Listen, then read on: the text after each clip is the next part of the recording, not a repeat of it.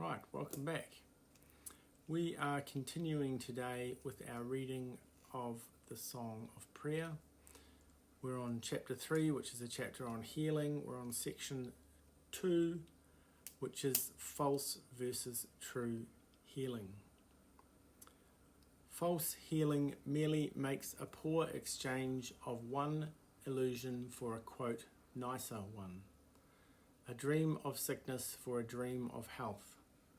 This can occur at lower forms of prayer, combining with forgiveness, kindly meant, but not completely understood as yet. Only false healing can give way to fear, so sickness will be free to strike again. False healing can indeed remove a form of pain and sickness, but the cause remains and will not lack effects.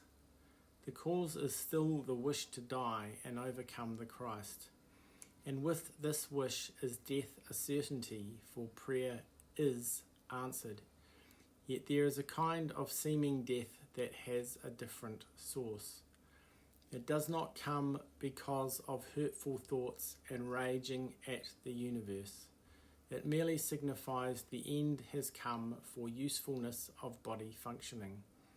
And so it is discarded as a choice, as one lays by a garment now outworn.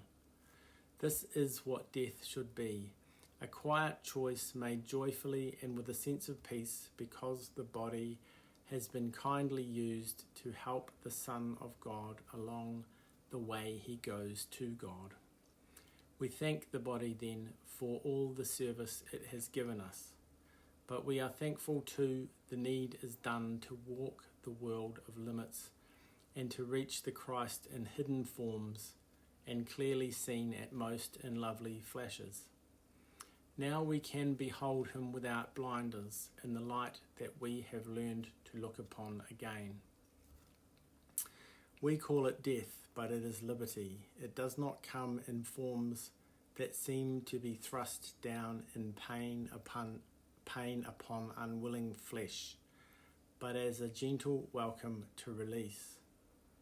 If there has been true healing, this can be the form in which death comes when it is time to rest a while from labour gladly done and gladly ended.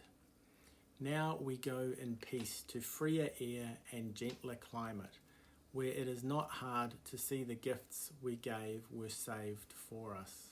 For Christ is clearer now, his vision more sustained in us, his voice, the word of God, more certainly our own. This gentle passage to a higher prayer, a kind of forgiveness of the ways of earth, can only be received with thankfulness. Yet first true healing must have come to bless the mind with loving pardon for the sins it dreamed about and laid upon the world. Now are its dreams dispelled in quiet rest. Now its forgiveness comes to heal the world, and it is ready to depart in peace, the journey over and the lessons learned. This is not death according to the world, for death is cruel in its frightened eyes and takes the form of punishment for sin. How could it be a blessing then? And how could it be welcome when it must be feared? What healing has occurred in such a view of what is merely opening the gate to higher prayer and kindly justice done? Death is reward, not a punishment, but such a viewpoint must be fostered by the healing that the world cannot conceive. There is no partial healing. What but shifts illusions has done nothing.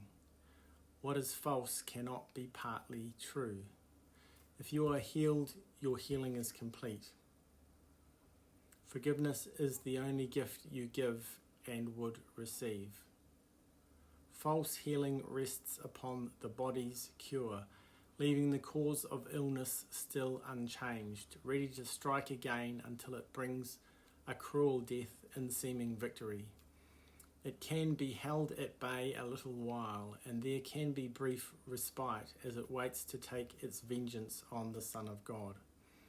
Yet it cannot be overcome until all faith in it has been laid by and placed upon God's substitute for evil dreams, a world in which there is no veil of sin to keep it dark and comfortless.